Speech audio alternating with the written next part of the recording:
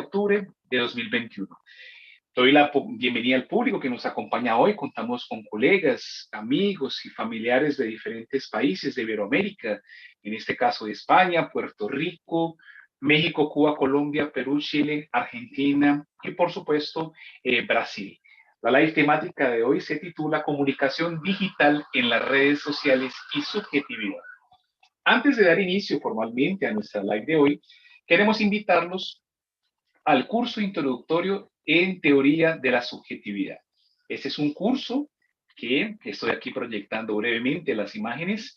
Es un curso que será dictado gratuitamente, se celebrará entre los días 19 de agosto y 9 de septiembre. Serán 4 encuentros síncronos a través de la plataforma Zoom, con una carga de trabajo total de 30 horas que incluyen aquellos tiempos dedicados al trabajo autónomo a partir del material que se va a disponibilizar. El curso será dictado por el profesor Dr. Daniel Magalhães Coulard de la Universidad de Brasilia. Las inscripciones son gratuitas y estarán abiertas hasta el 16 de agosto. Como son cupos limitados, entonces les pedimos que corran a inscribirse prontamente. Recuerden que es obligatoria hacer la inscripción, pese a que el curso será totalmente gratuito. En el chat de YouTube, ustedes pueden encontrar en breve, ya está apareciendo allí, el link donde ustedes encontrarán mayores informaciones. Hoy es nuestra última live temática de divulgación, pero sigue esa actividad que también nos convoca a divulgar el evento, pero también a estudiar la obra de la subjetividad y la epistemología cualitativa de González Rey. Bueno, entonces yo sí quiero ahorita darle la bienvenida formalmente a nuestros invitados de hoy.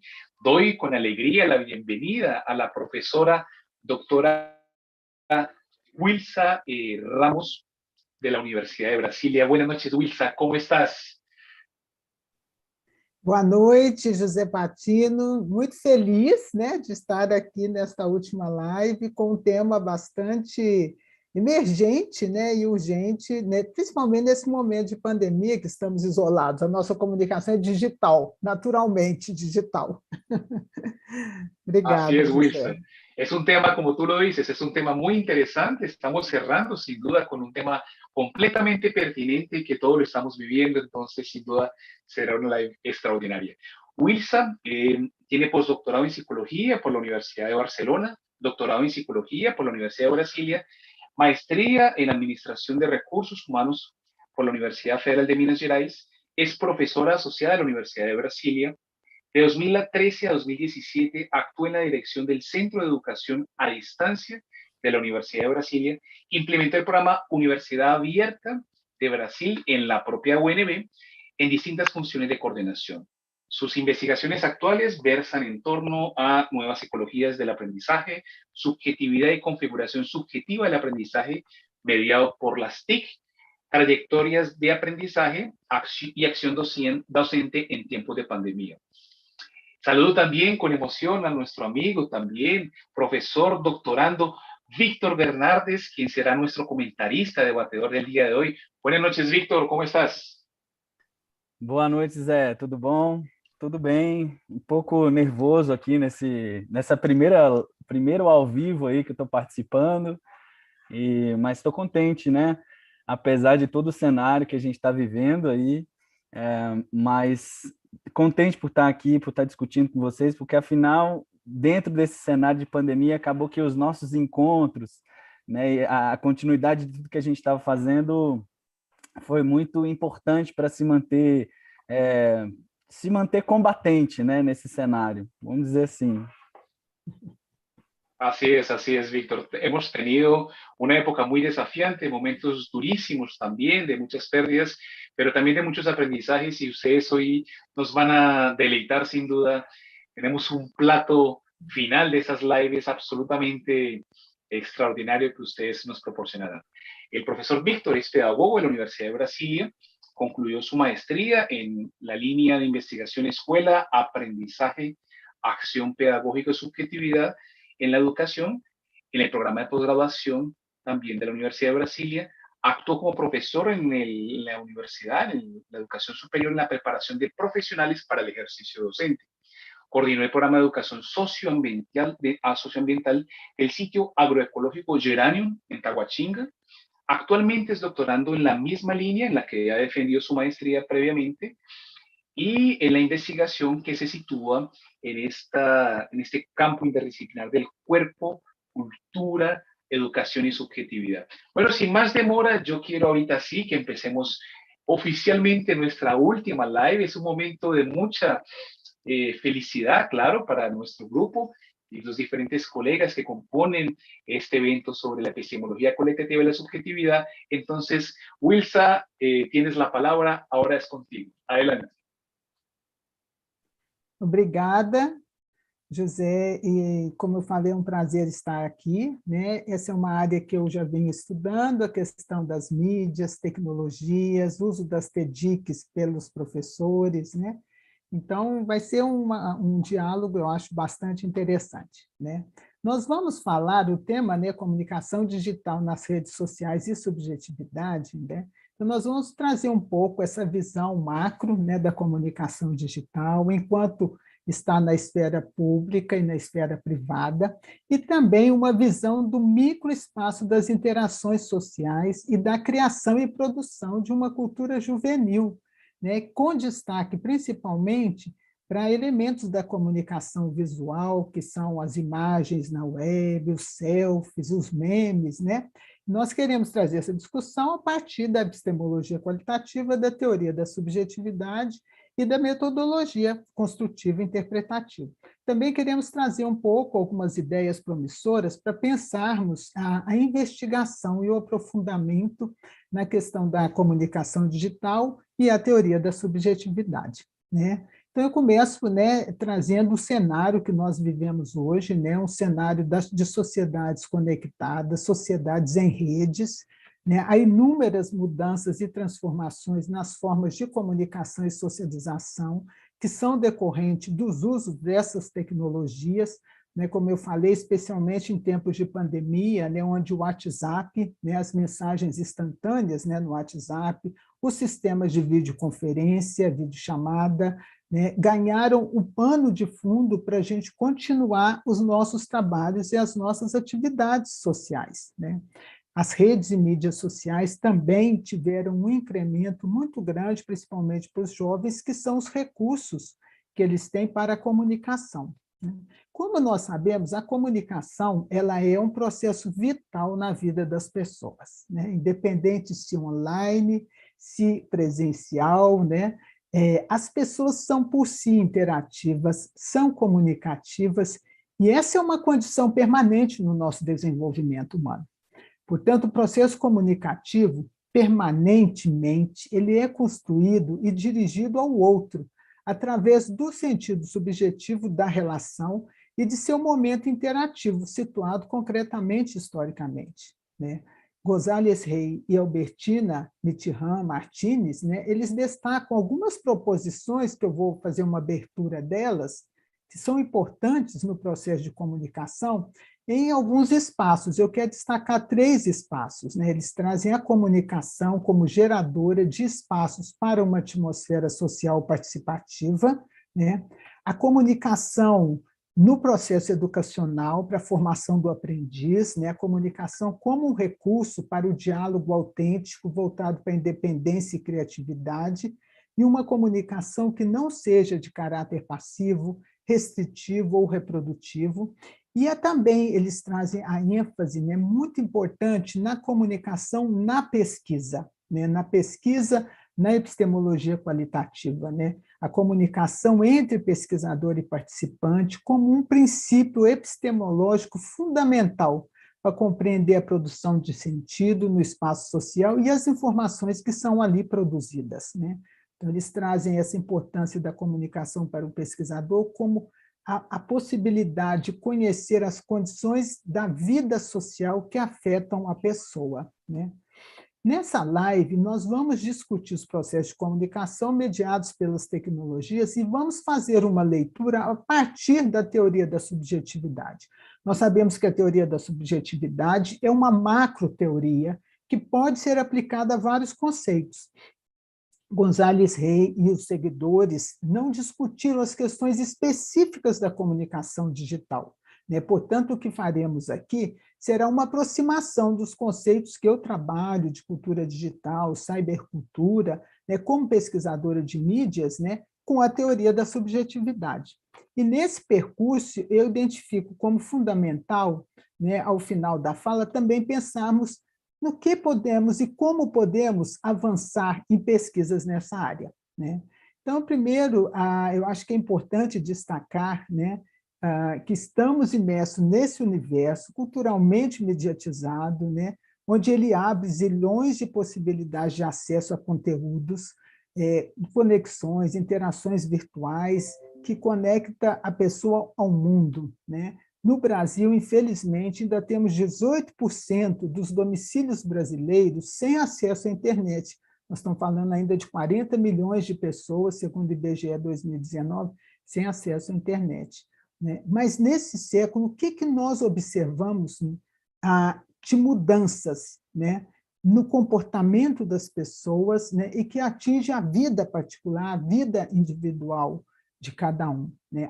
A informação abundante na web e esse contínuo desenvolvimento que nós observamos a cada dia dos novos aplicativos, eles inauguram um sistema comunicacional inédito, né? Que nós vamos chamar aqui da comunicação digital como um fenômeno multidisciplinar, para estudos e pesquisas em várias áreas, né? Filosofia trabalha com a comunicação, antropologia, linguística, jornalismo, comunicação social, a psicanálise, a própria psicologia. Então, nós falamos de comunicação digital como a soma de todos os métodos e ferramentas de comunicação que se aplicam à web, redes sociais e dispositivos móveis. Como eu falei, nas últimas 3 décadas, há uma multiplicação e distribuição enorme de formas diferentes de comunicação no conjunto da sociedade.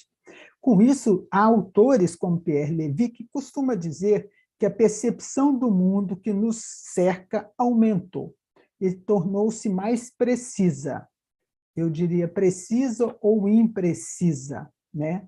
César Coll, que é um outro autor que eu gosto de trabalhar também, ele nos diz que esse aumento exponencial desses recursos para a comunicação, ele fez com que a nossa memória crescesse, mas apoiada em artefatos tecnológicos, que ele vai dizer que são os extensores da nossa mente, como um pendrive, por exemplo, imaginar que nossos arquivos, nossas pastas digitais estão todos nas nuvens, né? Mas, na verdade, quando nós observamos os movimentos na rede, né, eu vou chamar a rede aqui, a rede internet de cybercultura, o que nós vemos é que os conteúdos estão dispersos, né? E a comunicação nessa rede, ela é parte de um fluxo ininterrupto, ele é síncrono ou assíncrono, e ele tem um poder altíssimo de redistribuição de informações, com alta capilaridade, em um tempo e um espaço desterritorializado. Isso começa a marcar um pouco esse lugar do qual nós vamos analisar, né, os processos de subjetivação social e individual, por exemplo, né? A web, essa grande rede, ela é um lugar de transmissão de comunicação. Mas eu destaco aqui, assim como outros autores com que eu trabalho, que é o André Lemos, o Sérgio Byron, a professora Cynthia Ball, tá? Que esse espaço, a principal contribuição dele para nós, cientistas sociais, é compreender este lugar como um lugar de produção de conteúdos, principalmente de experimentação, de geração de ideias, de relações, interrelações, e de formas muito diversificadas de participar na sociedade. As tecnologias da web, elas são técnicas possibilitadas pela cybercultura, mas quem determina as formas subjetivadas de participação nas redes somos nós. E nisso, Sérgio Byron ele vai nos dizer, é em comunidades identitárias que está o cidadão, cujo olhar dá sentido e valoriza a existência dos conteúdos. Portanto, a cultura digital só existe por intermédio do povo, né? Nesse sentido, nós vamos argumentar que a web, nesse sentido da abertura e da possibilidade de acesso a inúmeros conteúdos, né, que ela tem favorecido a participação e a emergência de um novo cidadão, um cidadão global, planetário, que pode ter acesso a cada vez mais informações sobre várias temáticas, como direitos humanos, saberes científicos, conhecimentos científicos, cultura, comportamento humano, entretenimento. Né? É deste cidadão que nós estamos falando, porque ele é que está nessa web, operando essa web. Né? Mas essa web oferece inúmeros canais, múltiplos canais para comunicação. Esses canais, eles abrem novas formas de interação social, que potencialmente podem gerar, como nós vemos, desenvolvimento e ou sofrimento e patologias, como nós temos visto no discurso de ódio, na cultura do cancelamento, na viralização de atos de vandalismo, crueldade nas mídias sociais. Né? Na cultura do cancelamento, por exemplo, há uma antecipação e julgamento de valores que configura a subjetividade social de um certo grupo nas redes sociais, que provoca a subjetividade social de um outro grupo, para levar a um objetivo final, que é o linchamento virtual dessa pessoa, com consequências offline e online. Né? Sem condições de provar ou não a verdade, essa pessoa simplesmente é excluída dos meios sociais, né? E perde seus patrocinadores, perde seu emprego. Né? Esse dia, conversando com a Maristela, né, ela me dizia, né, como que o cancelamento ele tensiona outros grupos, né, os empregadores, por exemplo, a demissão da pessoa julgada e condenada pelas redes. Ou seja, há uma subjetividade social sendo configurada nas interpelações nas redes sociais, que permeia a subjetividade individual dessas pessoas e que busca provocar outras subjetividades sociais em outros grupos. Isso é importante, né, destacar as questões da subjetividade. Né? Eu gosto de falar do tema das questões da subjetividade produzidas a partir dos usos subjetivados dessas tecnologias. Se nós pensarmos, né, eu gostaria de trazer um exemplo para vocês, para tratar dessa outra temática, né? Pensarmos nos aplicativos que nós usamos, quando nós olhamos para a tela do nosso celular, quais são os aplicativos que nós temos? Cada um desses aplicativos foi desenvolvido com uma certa intencionalidade, com uma certa funcionalidade, com uma processualidade para atender as necessidades da vida diária das pessoas. Porém, nem todas as pessoas e poucas as pessoas usam os aplicativos da mesma forma, já que aqui vai se revelar um processo individual dos usos dos apps, que mesmo tendo funcionalidades específicas, são subjetivados pelos indivíduos e passam a fazer parte de uma cocriação para um uso singular, atender a necessidades, motivos e interesses da pessoa. Pelo fato dos apps, né, os aplicativos, serem um artefato cultural, são subjetivados como instrumento da cultura humana, caracterizando uma natureza subjetiva do uso. Eu me expresso subjetivamente por meio de múltiplos canais comunicacionais, mas eu prefiro o Instagram como pesquisadora e, principalmente, eu prefiro o Instagram como avó, porque no Instagram da minha nora, ela posta muitas imagens, vídeos e ações do meu neto que mora em Belo Horizonte e que eu não vejo desde que nós estamos em isolamento social. Ou seja, eu quero dizer que o manejo das redes sociais ele é constituído como espaço único de produção subjetiva e constitui parte da nossa subjetividade social e individual.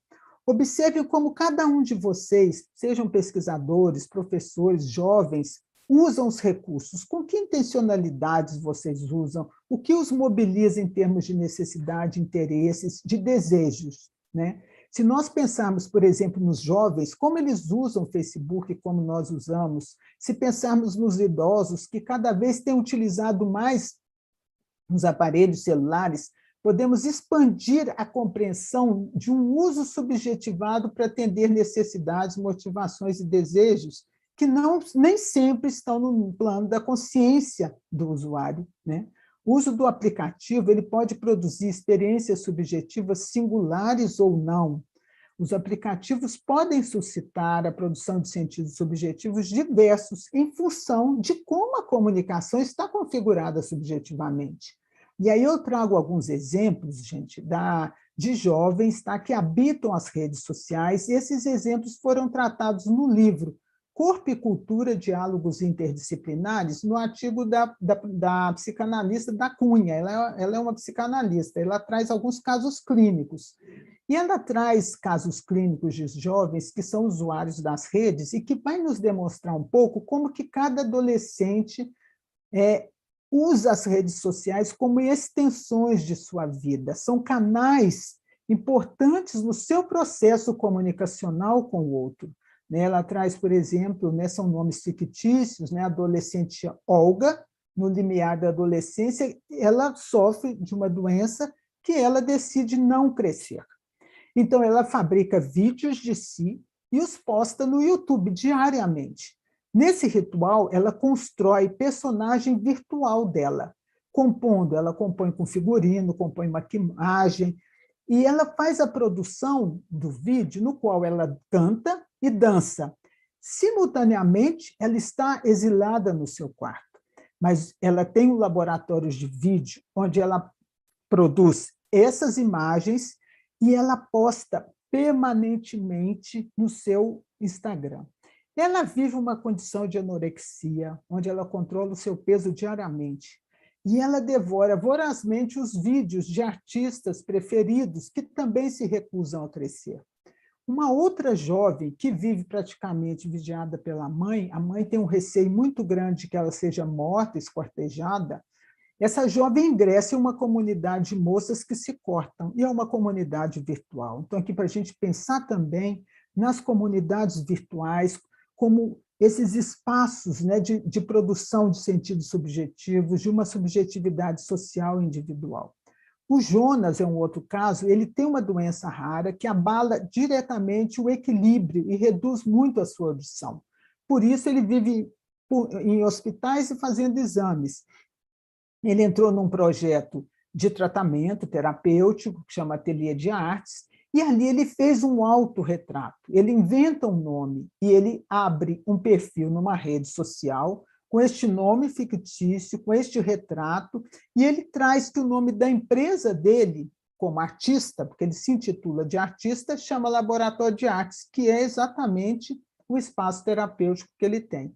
Numa outra dissertação, nós vemos também, numa dissertação da Thalita Costa, ela trabalhou o protagonismo do jovem na cultura digital, a configuração subjetiva da aprendizagem. Ela vai apresentar um caso de um estudante na sala de aula que era muito tímido e introvertido, ele tinha um diagnóstico de TDAH, mas nas redes sociais ele se posiciona como sujeito do seu processo. Sujeito no conceito, na condição de sujeito que é tratada na TS. Ele é um sujeito crítico, ele é atento, ele é proativo, e ele tem um desempenho totalmente diferente do que ele tem na sala de aula. Ele tem um perfil no Instagram, tem perfil no YouTube, lá ele produz vídeos com temas científicos.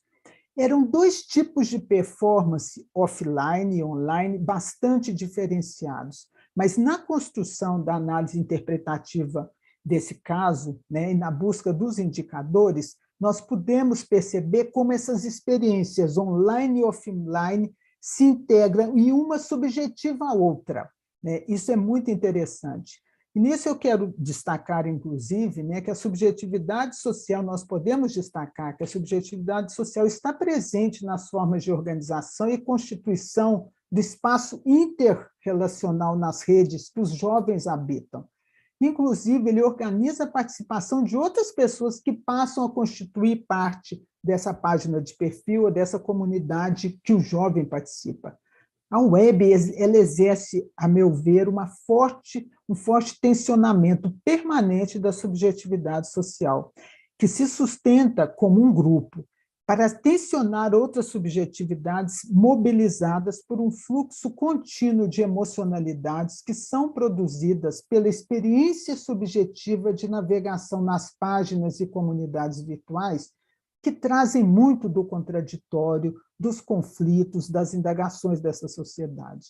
Quando eu mencionei os jovens e os usos das redes sociais, eu trago isso por uma questão também muito importante quando eu falo desse status online e offline, porque há algumas questões, algumas pesquisadoras que tratam esse perfil do online, né, como episódios que caracterizam um outro universo, uma outra identidade, para além da performance. Alguns autores que trazem, né, isso é para a gente problematizar, né, que ao estar no online com um perfil diferenciado, emerge uma outra persona nesse espaço mediatizado, né? Alguns autores defendem essa posição, né? E nós já discutimos isso em alguns momentos no grupo de estudo, né? Que é como se para esses autores houvesse uma fragmentação do espaço online e offline como dois mundos, né? Para nós discordamos muito dessa posição. O ciberespaço funciona como um canal de fluxos contínuo online que são atravessados permanentemente pelas experiências subjetivas das histórias presentes, histórias passadas e das situações vividas, inclusive no online e no offline. Para a TS, nós interrogamos epistemologicamente que os processos de subjetivação, seja na rede, no online, no offline, são sistêmicos e complexos, que representam uma totalidade do ser em suas dimensões, do objetivo e subjetivo, do social e do individual, de forma inseparável. Nós acreditamos que esse é um campo profícuo para a pesquisa, porque o fenômeno juvenil da participação em comunidades virtuais, em redes sociais, criação de perfis, tem aumentado assustadoramente, gerando, infelizmente, para alguns jovens, situações de adoecimento. Nesse sentido, vale lembrar que, quando tratamos dos sentidos subjetivos e das configurações subjetivas, nós entendemos que elas não se apoiam em uma epistemologia representacional da questão em foco, ou seja, não é uma análise isolada do fenômeno, como traz, talvez, a clínica. Para González Rey e Mitterrand Martínez, isso o que quer dizer para nós é que o processo estudado nunca deve ser idêntico à categoria representada. As experiências humanas, eu diria, estão estritamente associadas umas com as outras, offline e online, e pela forma como estão configuradas subjetivamente. Para a análise desse tema, que eu acho que é urgente, seria necessário construir teoricamente essa configuração como um processo complexo que vai implicar a capacidade do pesquisador de gerar significados capazes de integrar as manifestações empíricas do offline e do online, que se tornariam inteligíveis frente às zonas de sentidos organizadas por ele. A vida é um contínuo entre o online e o offline. A comunicação digital é um contínuo entre o online e o offline. As produções subjetivas são sistêmicas, complexas e indivisíveis. Se o suporte midiático oferece um plano para o desenvolvimento de outras subjetividades, essas devem ser lidas e compreendidas no seio da configuração subjetiva e da produção de sentidos subjetivos integrados na história de vida, nas experiências do sujeito, e não em espaços virtuais isolados e descontextualizados. A construção, nesse sentido, dos indicadores, por meio dos sentidos subjetivos produzidos na investigação, é o que nos habilita a compreender os processos de subjetivação. Portanto, gente, nós compreendemos a comunicação digital nas redes e, mais amplamente, na web. Há um espaço inédito de produção de sentidos subjetivos singulares. Um potente espaço para pesquisa na TS, que integraliza a vida online e offline em um contínuo.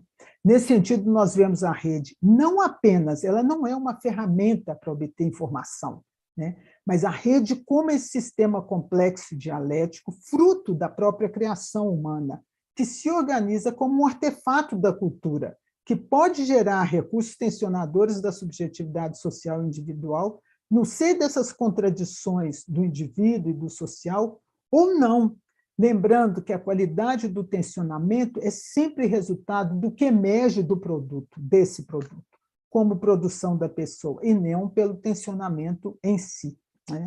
Outra questão, né, a partir da ETS, podemos pensar também, compreender esses espaços de comunicações digitais, interações sociais via redes, como forma de imersão em espaços contínuos que articulam as várias experiências.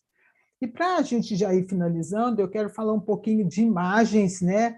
As imagens têm um espaço muito privilegiado na cultura digital. Cada vez mais, né, nós observamos o uso contínuo dos dispositivos móveis, né, os celulares, para circular a imagem, né, que fortalece também um imperativo visual da publicação da vida privada, que é um problema sério que nós temos entre os jovens, quando nós vemos os nudes não, na web, né?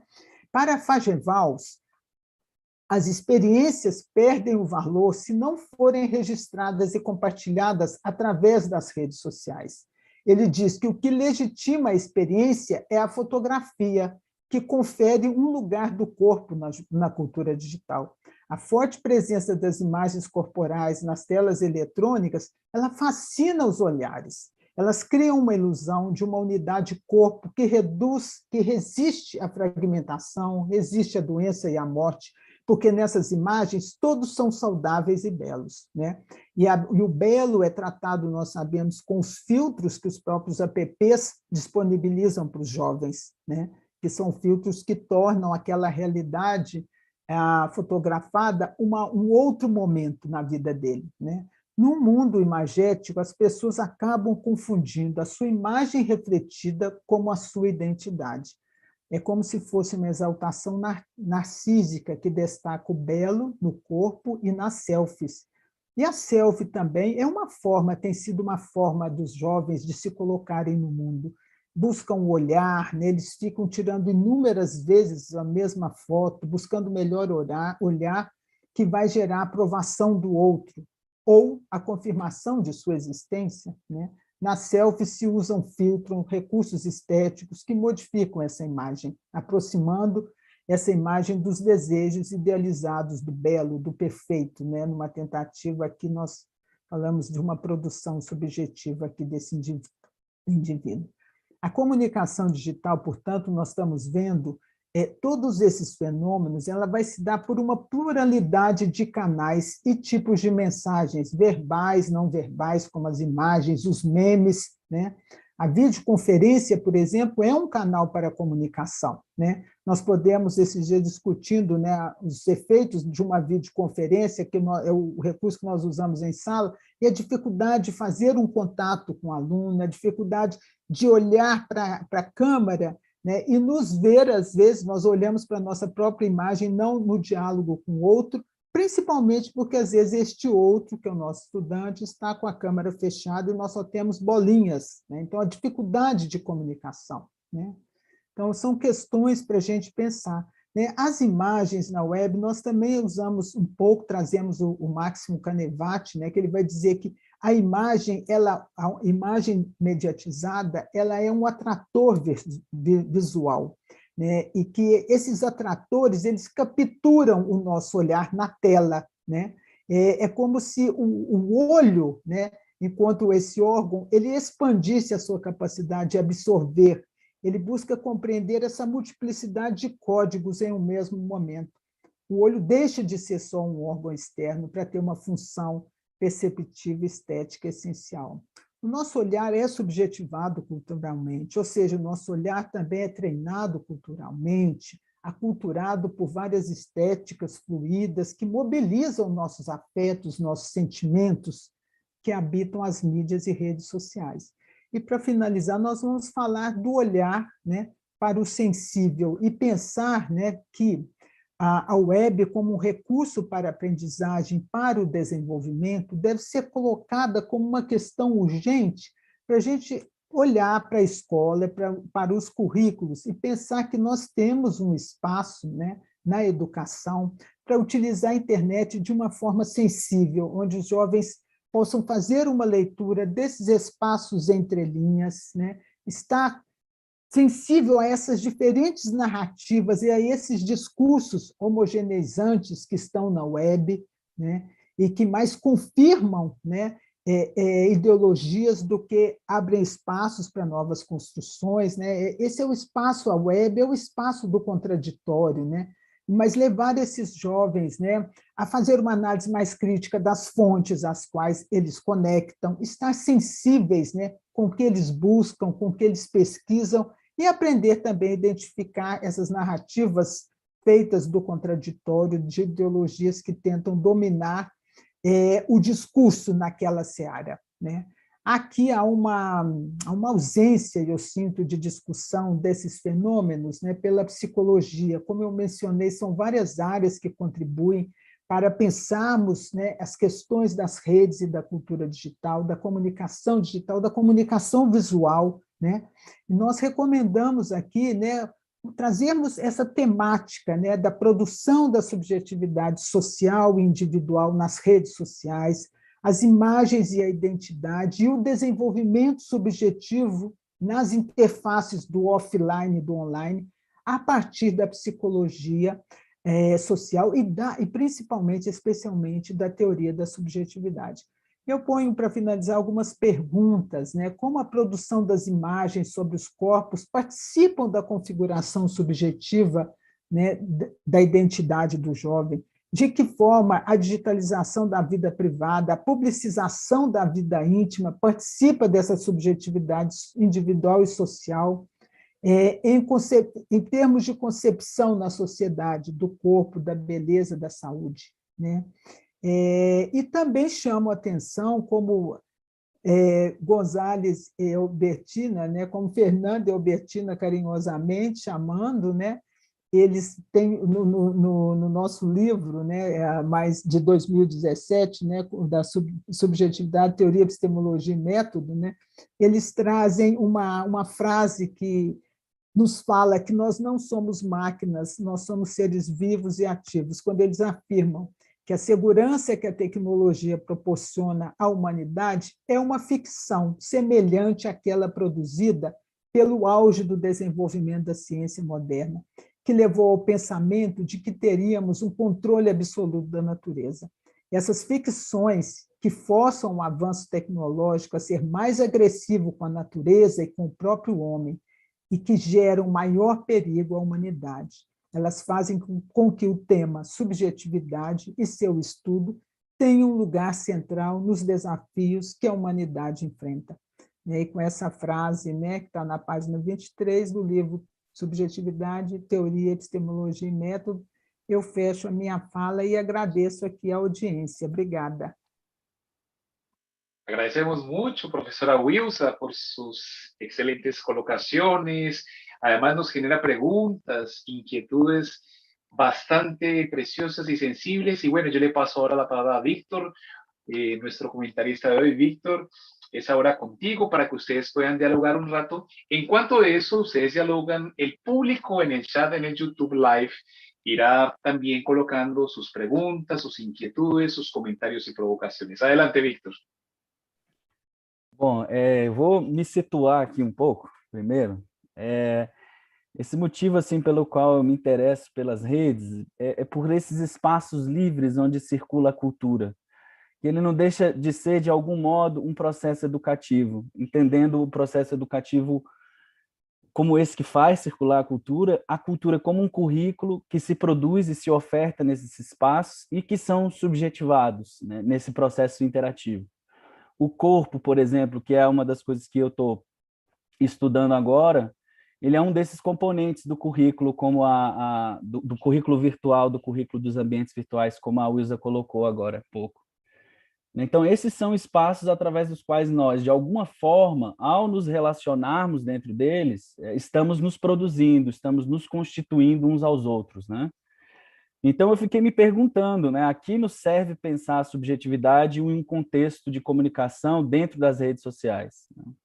O tema da subjetividade, para mim, ele acaba sendo interessante porque me parece que, recentemente, é comum a gente ver notícias, alertas, documentários como o Dilema das Redes, onde parece que há sempre uma tentativa de alertar a gente para um mal existente nas coisas, né? Ou alguém, ou um grupo específico, Então, quando se pensa a questão das redes sociais, surge já essas questões que a Wilza coloca, o controle, a modulação de subjetividades, né?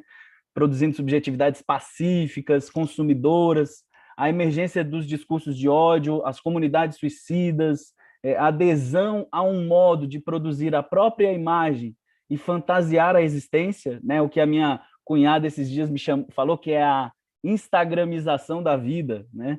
Será que a nossa vida é instagramizável, né? Oh, que pena, será que sim ou não?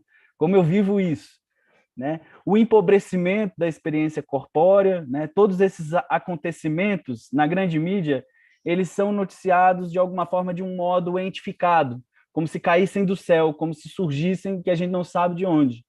Então, é uma aparição sem constituição, né? Dessubjetivados. Então, não há pessoas e nem subjetivação em circunstâncias históricas e culturais agregadas aos processos de constituição desses eventos, né?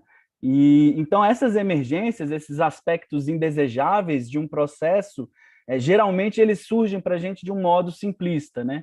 Geram uma atmosfera temerosa que em alguns já promove um desejo de mais controle, a busca por enxergar que existem esses processos que não eram esperados, eu acho que é de rapidamente encontrar formas de controle dessas questões. E a emergência de formas, né, que são anti aquilo que se declara incorreto. Esse é quase que um modo de se produzir dentro do espaço virtual diante da informação que a gente recebe, né? Então, isso, de uma certa forma, me parece ser importante. Assim, eu não tenho dúvidas de que legislar, criar o código, que, por exemplo, torna possível a gente identificar condutas, né? Por exemplo, quando ela é abusiva, isso é importante. Isso tem sido bem representado por uma tradição crítica de produção do conhecimento. Agora, por um outro lado, eu penso que é de extrema importância pensar a subversão, a criatividade, o caráter disruptivo dos processos humanos, o caos, a desorganização nas múltiplas formas de vivenciar os espaços virtuais e as circunstâncias históricas e culturais que produzem isso, né? Aqui eu penso ser um dos caminhos que nos permitem a subjetividade, né? Tal qual postula o professor Fernando Gonzalez Rey. E por isso eu a penso como necessária. Olhar por esse lado subversivo, criativo, permite, por exemplo, a gente enxergar formas potentes de subjetivação das ferramentas e dos espaços de comunicação digital, né? As formas alternativas de uso das ferramentas, a formação de redes e organização de movimentos sociais em nível nacional e planetário. Por exemplo, a gente aqui agora, né, construindo a nossa rede de pesquisadores, né, a emergência de nós enquanto sujeitos coletivos, a democratização da produção da imagem e da mídia, né? Eu acho que é muito interessante a partir do que tem um antropólogo que trabalhou na educação que chama Carlos Rodrigues Brandão, ele falava da educação como cultura, e ele pensava que, para além dos processos revolucionários que eles estavam tentando lutar no campo com os camponeses, era fundamental que o camponês fosse capaz de reconhecer como valoroso o seu modo de vida. Então, a sua subjetividade precisava produzir sentidos que o levassem a vivenciar a si mesmo como algo valoroso, como uma identidade forte, né? E eu acho que essa produção de imagem, quando ela se democratiza, ela favorece isso, né? Eu tenho alguns vídeos interessantes do pessoal da Ceilândia que fala sobre si, que fala sobre o seu mundo, né? Que expressa a sua subjetividade e valora a si mesmo, né? Depois, talvez eu fale por que eu acho isso importante. A emergência de formas distintas de expressão, né? O perfil como uma imagem que alguém produz de si mesmo, né? Há perfis que são verdadeiras obras de arte de exposição, não apenas da pessoa no sentido narcísico, mas verdadeiros redutos de expressão da subjetividade por meio da arte, né? Então, agora, não só as artes, como as artes cênicas, a música, são meios para nós nos expressarmos, né? E meios potentes, porque se expressar artisticamente é algo assim que eu julgo necessário, né? Uma produção saudável de si mesmo, e que nesses ambientes a gente encontra ferramentas, né, que permitem outras formas de expressão. Então, acho interessante a teoria da subjetividade por nos permitir olhar essa potência, né? Então, assim, se eu tenho que pensar a relevância da discussão da subjetividade dentro desse contexto, eu colocaria alguns pontos, que eu acho que primeiro é a consideração da singularidade, como algo que nos permite produzir um conhecimento sobre processos de subjetivação, que tornam possível a compreensão das diversas possibilidades diante de uma circunstância aparentemente ou declaradamente alienante, difícil, opressora, né, dentro da comunicação nos ambientes virtuais, com os seus aspectos bizarros, né, nefastos e também potentes. A singularidade, ela torna viável a compreensão plural dessas trajetórias, né? O que permite que a gente veja não só aquilo que é negativo, no sentido do que é preciso combater, mas também aquilo que flui numa direção contrária à instituída e esperada, e que contribui, que é potente em algum sentido à vida humana, à sociedade, à saúde também dos indivíduos, vamos dizer assim. Por exemplo, né, eu penso que uma blogueira que é capaz de emergir num processo criativo, onde seja possível vivenciar o próprio corpo, gordinho, gordo, né, como potente e ser portadora de uma força expressiva tão intensiva que toca outras subjetividades, que é capaz de sacudir outras subjetividades, que obedecem a uma ditadura da indústria da estética, né? Eu acho isso fenomenal, eu acho isso revolucionário, uma revolução molecular. Então, eu penso que a singularidade ela é essencial, ela é necessária para a gente compreender o mundo das comunicações virtuais, não só nas suas limitações, mas em suas possibilidades. E já estou fechando já para trazer alguns questionamentos para a Wilza também. Uma outra coisa que eu entendo como relevante dentro da teoria da subjetividade é pensar as produções culturais nesses espaços como expressão de subjetividades. O que é importante porque permite sugerir que as ações possuem, adjacente a elas, uma dimensão subjetiva. Exemplo, por exemplo, essa questão de saber que há o não dito, que há uma intenção, que há uma crença, que é uma perspectiva das entrelinhas, né, que pensa a ação como expressão da configuração subjetiva, produção de unidades simbólico-emocionais, sentidos subjetivos.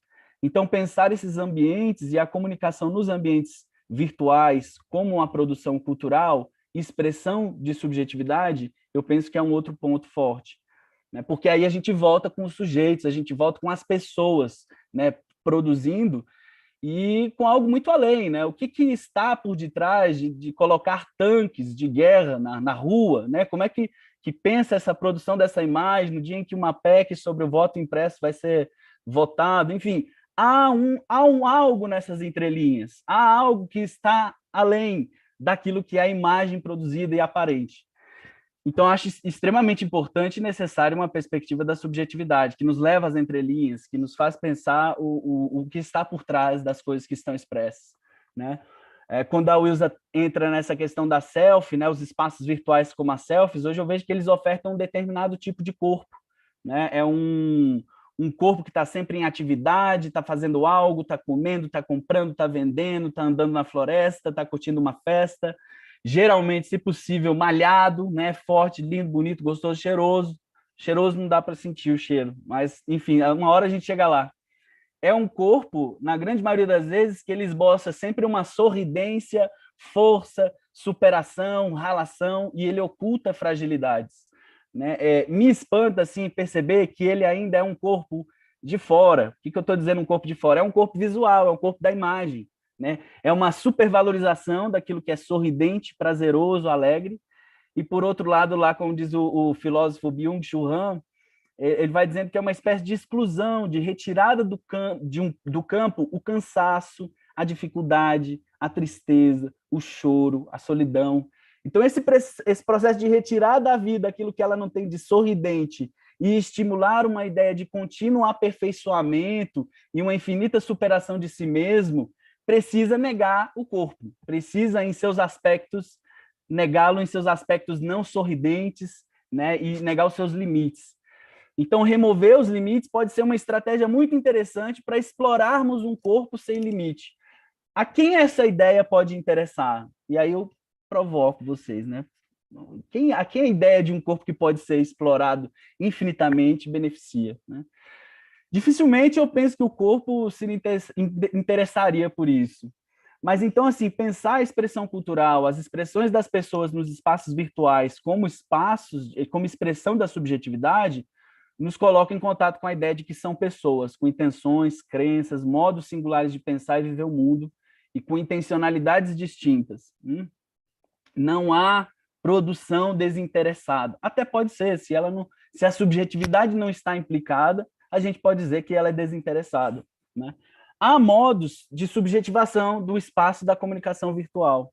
Eu penso, inclusive, em modos potentes de subjetivação criativa e modos de subjetivação reprodutores, autômatos, né? E que, sinceramente, se eu pudesse me posicionar como um pedagogo, e eu posso, porque eu estou aqui, em relação a eles, no sentido de que é que eu tenho em mente, o que eu tenho em mente como projeto humano, ainda que não seja universal, e que eu declaro como necessário, seria, sem dúvidas, favorecer a subjetivação autêntica e criativa, né? Crítica, reflexiva, participativa, enriquecida, que se expressa na sua capacidade de gerar mundos, de gerar formas de singulares de existir, de ler, interpretar, refletir, criticar, enfrentar e criar o mundo. Diante disso, Wilza, eu pergunto assim para você, como que você percebe essas formas potentes ou estagnantes de subjetivação da comunicação em ambientes virtuais? Como que você tem pensado isso? Como que tem pensado essas possibilidades de subjetivação? Como você vê as comunicações no mundo digital? Como que ela impacta a nossa subjetividade e como você vê esse horizonte de impactação, né? O horizonte que eu falo porque tem algo amplo, né? São muitas possibilidades, né? Então, o que tem podido e o que não pode a subjetividade nos sistemas comunicacionais no ambiente virtual? Essa é uma primeira. Depois eu lanço outra aí. Pode tudo. Vitor, quando a gente pensa, né, nas redes sociais como microporos da sociedade, né, nas redes sociais como um espaço sem início e sem fim, né? Quando você pensa nas redes como policentros, né, e uma rede tem outra rede, da outra rede você entra para outra rede, né? Nós estamos falando, como você trouxe, né, de um espaço infinito de produção, né? Quando você traz para a questão da comunicação, né, uma comunicação que seja potente ou que não seja estagnadora, né, dos próprios processos de subjetivação, né, é que a gente nos remete às preocupações da web. Eu gosto muito do Levi, quando ele foi perguntado, mas a web, ela não veio para democratizar? Cadê a nossa democracia, né? Porque Negroponte, no início da internet, ele falava, não, nós vamos ter uma democratização de todos os espaços, né, onde todos podem falar com todos, né? E, na verdade, nós vemos zonas de silenciamento na web, né? Nós vemos dificuldade de comunicar, mesmo porque os mecanismos, os instrumentos, né, as ferramentas de comunicação na web, elas exigem um certo domínio. Por que algumas pessoas preponderam sobre outras? Porque alguns têm zilhões de seguidores e outros não. Nós estamos falando de uma forma específica de comunicar, uma forma que atrai, né? Que ela é atraente, seja porque ela traduz o belo, o perfeito, o mundo do meu desejo, né? O mundo que eu não tenho, eu sigo aquela pessoa, né? Ultimamente eu tenho recebido colegas que me sugerem para eu seguir outros. Eu falo, gente, agora, além dos seguidores, você tem os seguidores que querem influenciar para você seguir o mesmo grupo. Eu acho ótimo, mas tudo bem. Então, eu acho que a web ela tem fontes, ela é um canal múltiplo de comunicação, ela traz múltiplos canais de comunicação, melhor dizendo, e ela tem uma potência monstruosa, né? Nós podemos citar aí os movimentos sociais de rua e todos os outros meios que a comunicação digital influenciou e mudou a história da humanidade, mudou a história desse país, o movimento de rua, né? Que levou, infelizmente, né, ao que algumas pessoas não gostam de dizer que foi o golpe, né? Mas ele começa lá atrás, então ele é muito potente, mas, ao mesmo tempo, ele tem as mesmas perversidades, né, da sociedade, que é o que Pierre Levy fala. Vocês acharam que o quê? Que ia criar um outro mundo? quer criar um mundo perfeito na web. Não, a web é esse mundo. E é isso que eu falo muito com as pessoas, porque eu já tive, né, eu tive um embate, foi com uma assessora de um deputado federal, que ela queria, naquele último evento do tiroteio em escolas, que foi lá, acho que foi lá em Realengo, né, no Rio de Janeiro, ela queria que eu defendesse a tese de que, só um exemplo, de que o menino usava videogame com jogos violentos e que isso levou ele a ter um comportamento de violência. E eu explicava para ela, você não me põe nesse grupo, eu não vou defender isso. Nós estamos falando que nós vivemos numa sociedade violenta. É só você abrir um telejornal, você abrir uma web, a violência está lá, o sangue está escorrendo. Você quer dizer que é o videogame que levou esse aluno e esse menino a ter essa atitude? Então, assim, as formas estagnantes, elas não estão na web, não, elas estão na sociedade, lá só se reproduz. Agora, como você falou muito bem, se reproduz numa velocidade, numa potência, Vitor, muito forte. Por isso que a gente está aqui, Vitor, eu acho que a sua fala para mim foi ótima, porque você abre vários canais para a gente conversar, para pensar, sim, né, como eu falei, trazermos a TS para a gente analisar esses cenários. Sabe? Eu acho que seria riquíssimo a gente começar a produzir nessa área, sabe? Para mostrar a potência, os pontos de estagnação, tanto dos microprocessos que nós queremos analisar, quanto dos processos da subjetividade social de uma sociedade, da sociedade brasileira, ou de outros elementos das comunidades virtuais, por exemplo, que estão na web, que também nos representam, né? Eu acho... é interessante isso, assim, porque me parece que uma perspectiva cultural e histórica da subjetividade que vai às pessoas e vai a história dessas pessoas começa a cavucar onde talvez não seria interessante aqueles que querem mostrar os problemas de forma identificada, né, como uma coisa que surge, né? Para uma mãe pode ser difícil ela perceber o contexto em que o filho dela está se desenvolvendo, e pode ser fácil pensar que ele é violento por causa do videogame, né? E isso não envolve ela, isso não envolve as relações dela, enfim. Tensiona, né, a gente ir atrás dos sujeitos, das pessoas, das suas histórias, das suas conexões, né?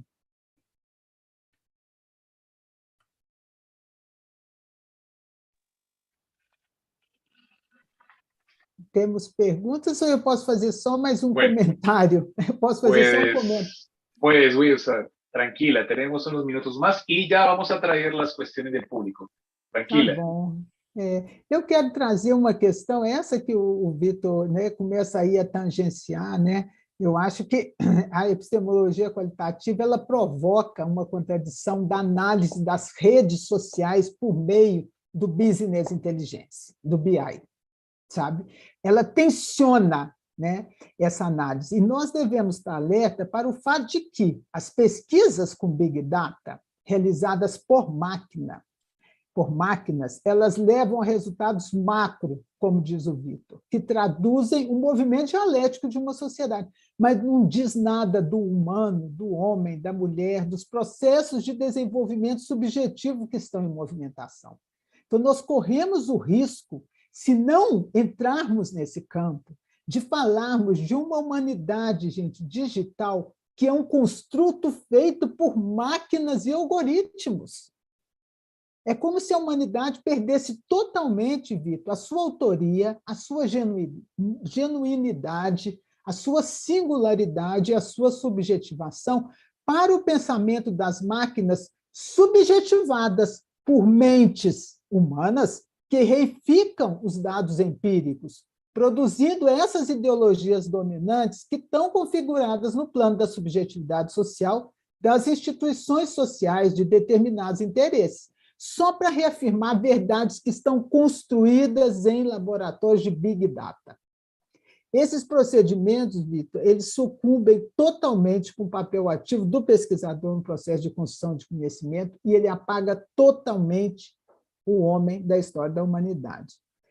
São máquinas que estão se propondo ser mais humanas que o próprio humano, gente. Eu repito, nós não somos máquinas, somos seres vivos. Excelente, Wilsa, excelente, Víctor. Yo estoy aquí encantado con este diálogo entre ustedes.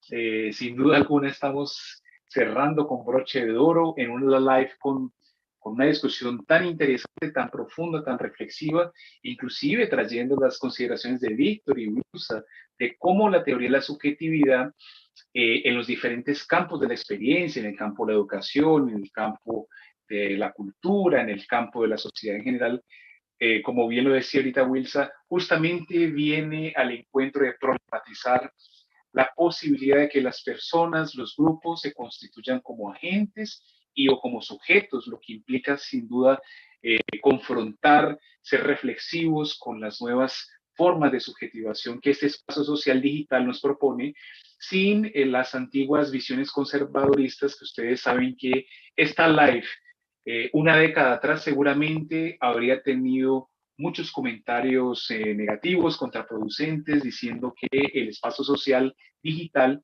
era un espacio absolutamente negativo, que sería la visión pesimista, versus también otra visión que tomó camino en los últimos años, la visión idealizada de que todo lo que es digital y robótico y la inteligencia artificial sería el único camino posible. Interesante que ustedes nos traigan aquí reflexiones para problematizar el fenómeno y que también quiero decirles a ustedes, el público ha estado vibrando con las palabras, con la energía, con la afectividad de ustedes. Tenemos diferentes comentarios muy elogiosos de diferentes personas, de colegas que aquí nos acompañan. Y yo quiero entonces hacer un bloque de dos cuestiones que nos han hecho colegas aquí en el chat de YouTube.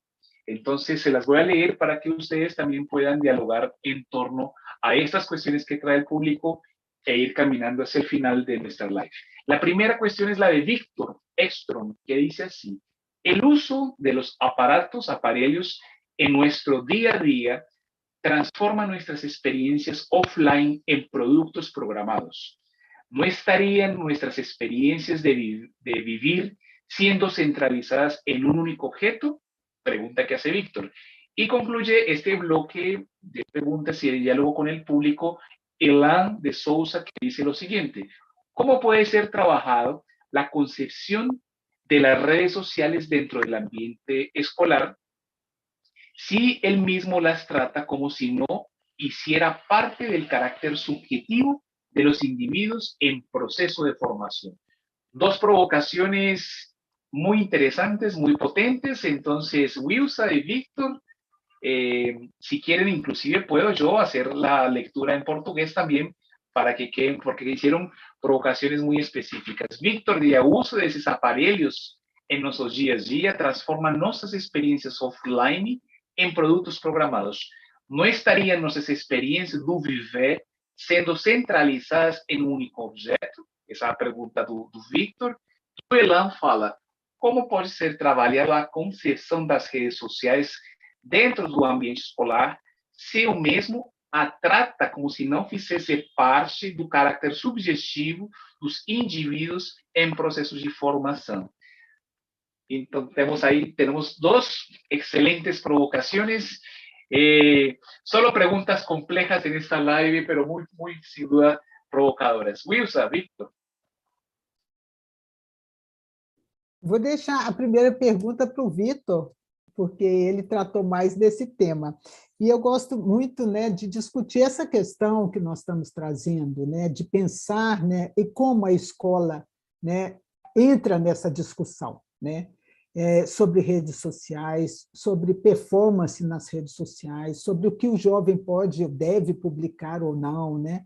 Eu trouxe o exemplo dos nudes, principalmente são das meninas, né? As meninas são as mais afetadas e estão mais sensíveis aos apelos das redes sociais, né? Eu entendo que há que ter uma mudança nesse currículo da escola urgente, né?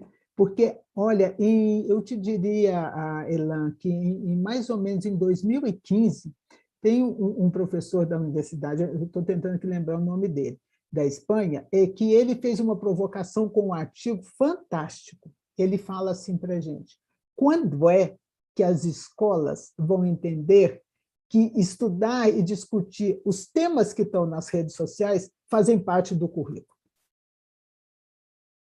Então, não é quando é que a rede social entra para dentro da escola, não. É quando a escola abre, tira essa viseira e entende que o mundo também é o mundo das redes sociais.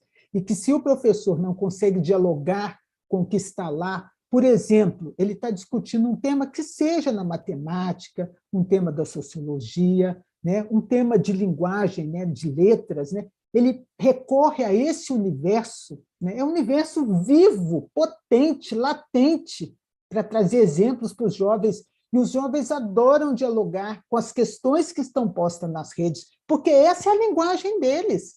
Lá eles se comunicam com muito mais voracidade do que nós. Nós somos pouco vorazes no consumo das redes sociais, mas os jovens são muito vorazes.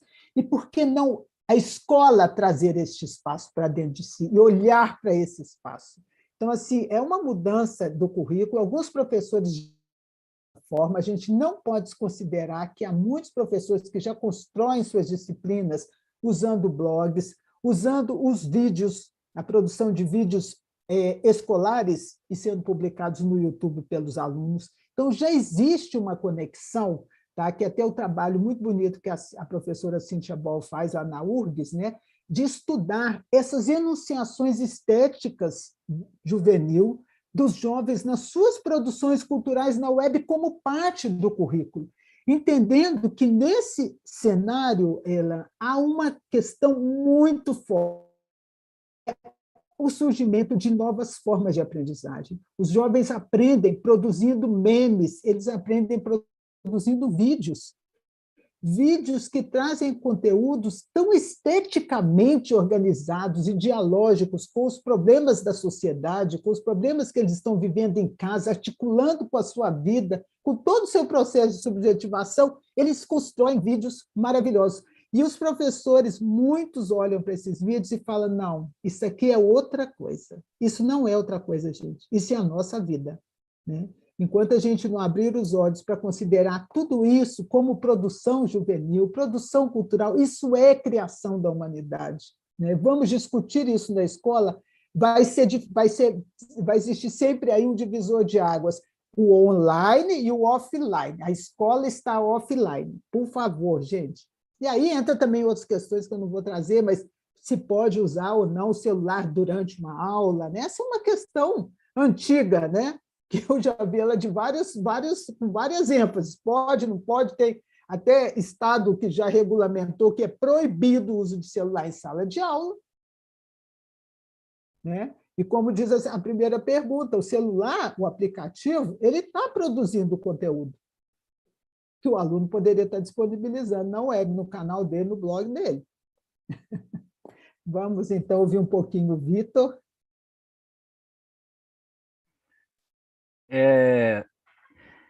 Victor Ekstrom. Gente, o Victor Ekstrom, eu não combinei nada com ele, mas ele é meu concunhado. E agradeço que ele está ouvindo lá, e está vendo e lançou essa pergunta. Eu não tenho dúvidas assim de que as nossas experiências elas estão sendo usadas assim para produzir objetos, né, e para incitar o nosso querer numa determinada direção.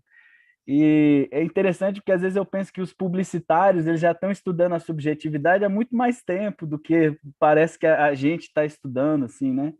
Mas isso aí me lembrou uma história de uma figura, foi produzido um documentário em 2002,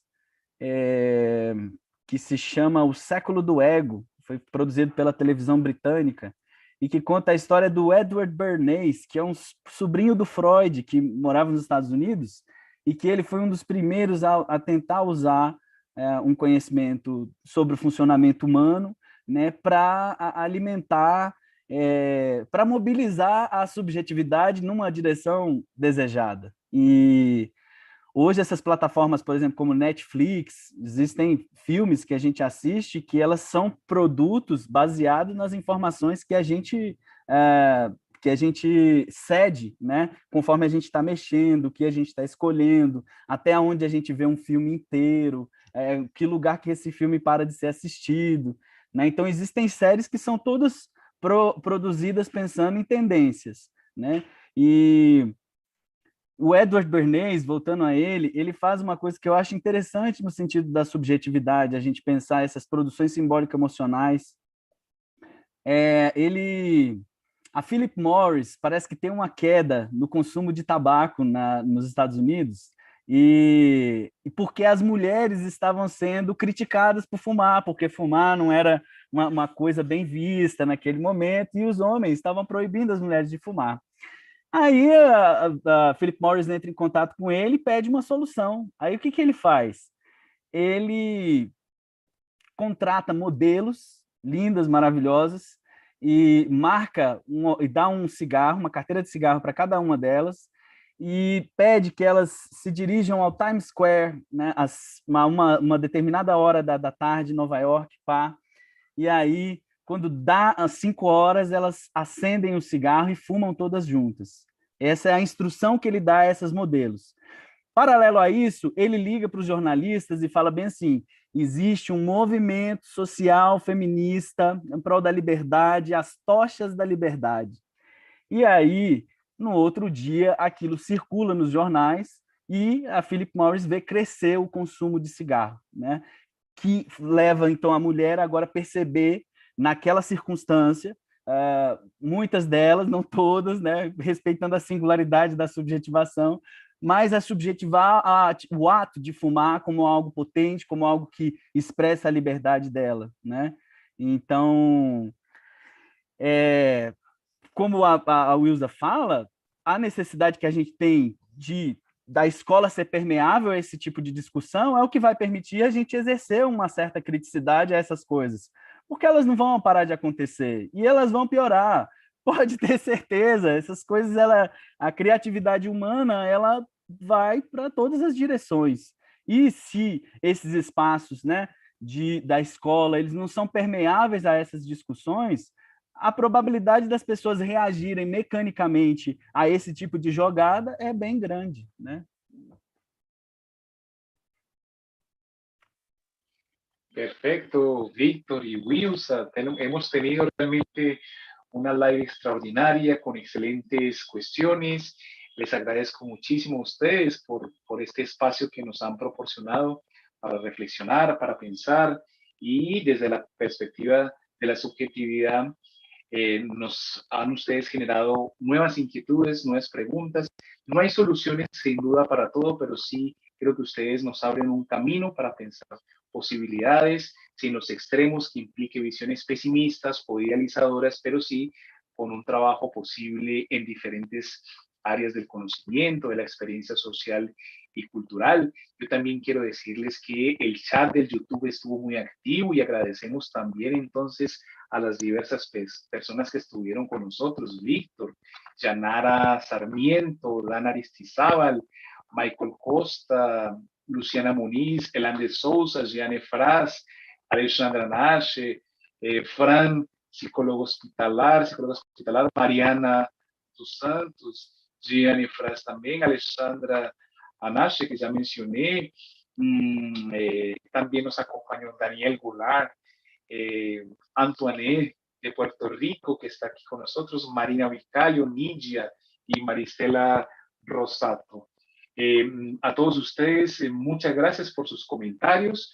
Víctor, Wilson, ustedes tuvieron muchos elogios en el chat, después ustedes podrán revisarlos. Hay otras cuestiones y preguntas que no hemos podido tratar hoy por la cuestión del tiempo. Las lives siempre tienen un formato un poco más ágil, pero no se preocupen que todas las preguntas que seguramente no han sido atendidas tendrán lugar y tendrán cabida y tiempo dentro de las actividades principales del tercer simposio nacional y primer simposio iberoamericano de epistemología cualitativa y teoría de la subjetividad. Nosotros tendremos tanto un curso de corta duración que será ofertado por la propia profesora Wilsa Ramos, que se llama Aprendizaje, Desarrollo y Cultura Digital, una mirada desde la teoría de la subjetividad, y también tenemos un grupo de discusión temática que tendrá 3 sesiones distintas que se llama Cultura Digital y Subjetividad. Entonces nosotros seguiremos sin duda dialogando y conversando ya dentro del propio evento como tal.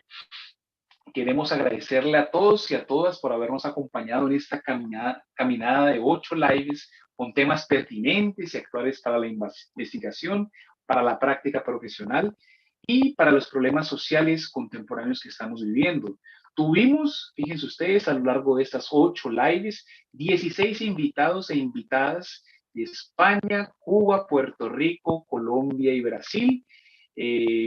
Diversas personas que nos acompañaron hablando de diferentes temas. A todos ellos, nuestros invitados, conferencistas, colegas de diferentes lugares, muchísimas gracias por habernos acompañado y por habernos proporcionado tantas posibilidades y tantos recursos para pensar temas diversos. Decirles a todos los que están aquí también que todas las lives fueron grabadas y quedan registradas en el canal de YouTube del evento para que ustedes puedan también tener acceso. Las lives también se constituyen no solamente en un espacio de divulgación, pero también de estudio previo al evento. La próxima actividad de divulgación y de estudio, como ustedes bien lo saben, es el curso Introducción a la Teoría de la Subjetividad de González Rey, que será dictado por el profesor Daniel Bacalián Escolar, que es nuestro actual coordinador del Grupo de Estudio y Investigación Subjetividad, Teoría, Epistemología y Metodología, que en su momento fue creado por el propio profesor Fernando González Rey en 2018. El curso es gratuito, pero requiere inscripciones que cerrarán el próximo lunes 16 de agosto. Entonces, un gran abrazo para todos ustedes. Muchas gracias, Wilsa y Víctor, nuevamente. Si ustedes quieren despedirse, por favor, unas palabras finales. Y los esperamos en el tercer simposio nacional y primer simposio iberoamericano de epistemología cualitativa y teoría de la subjetividad. Recuerden que serán los días 22, 23, 29 y 30 de octubre de este año. Entonces, Wilsa y Víctor, unas palabras finales para cerrar. Eu quero agradecer, sim, a oportunidade de trazer esse tema que, para mim, é tão caro, tão importante, né? Que para esse público, que é muito seleto, né? E que é um público que tem me provocado a pensar, avançando, né? Quero agradecer especialmente, Zé Patino, a minha querida amiga Albertina e a minha querida amiga Maristela, que está aqui numa comunicação simultânea já aqui no WhatsApp, passando um monte de mensagem para mim. Daniel também. É isso que a comunicação digital, ela é ubíqua, eu falo aqui, escuto mensagem de outros canais, né? Ubiquidade na comunicação. Mas, gente, e por último, eu quero convidar vocês que estão nos assistindo, que ainda não fizeram a inscrição, venham participar dessa discussão, que vai ser muito mais ampliada. Hoje foi só, como diz o Zé Patino, é só uma dosezinha para dar um gostinho, né? Venham participar conosco, lá nós vamos discutir, aprofundar muito mais e ouvir vocês, né? Acolher as ideias, as experiências que vocês têm. Isso vai ser fantástico. Obrigada, meu debatedor Vitor. Agora vai ser meu debatedor predileto. Toda vez eu vou querer o Vitor como debatedor. Obrigado, Wilson. Foi muito bom. Eu estou muito contente aqui. Eu estava extremamente nervoso. Foi a primeira vez que eu estive num ambiente desse, né? Assim, dentro do YouTube, enfim, muito legal. Agradeço a vocês por me encorajarem, porque recebendo o convite de vocês, eu não podia negar, assim, nossa, estou muito contente, muito obrigado, valeu, eu quero mandar um abraço para todo mundo que está assistindo a gente e convidar vocês também aí para o nosso simpósio. Vamos embora, vamos embarcar nessa, vamos discutir, vamos dialogar, produzir, criar, e é isso. Un abrazo. Abrazos para todos y para todas. Y bueno, los esperamos la próxima actividad de divulgación. Recuerden, es el curso de Introducción a la Teoría de la Subjetividad de González Rey. Bueno, un gran abrazo nuevamente para todos y mucha salud. Se cuidan mucho.